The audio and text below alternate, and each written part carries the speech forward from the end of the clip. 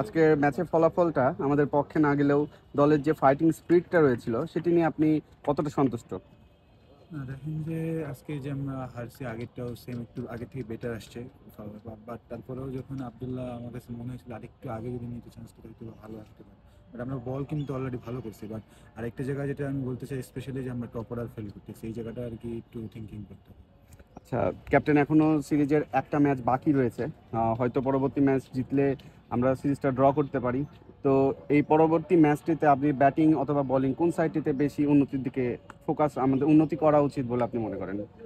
আমি মনে করি আসলে দেখেন যে বোলিং সাইডে আমরা যতটুকু এই উইকেট হিসেবে আমরা অনেক ভালো আছি, বাট ব্যাটিংয়ে আমার মনে হয় যে আমরা যদি একটু চিন্তা করে ওই দিক থেকে আর ওভারঅল যে রাজশাহীর যে এনভায়রনমেন্ট, রাজশাহী তো বহুদিন পর একটা ইন্টারন্যাশনাল খেলা হচ্ছে এর রাজশাহীর মাঠ, রাজশাহীর উইকেট এবং রাজশাহী শহর নিয়ে যদি কিছু বলতেন।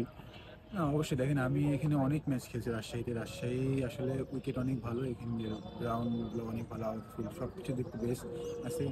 আর আসলে খুবই ভালো রাজশাহীর জায়গা। ধন্যবাদ ক্যাপ্টেন আপনাকে। পরবর্তী ম্যাচের জন্য শুভকামনা। Thank you.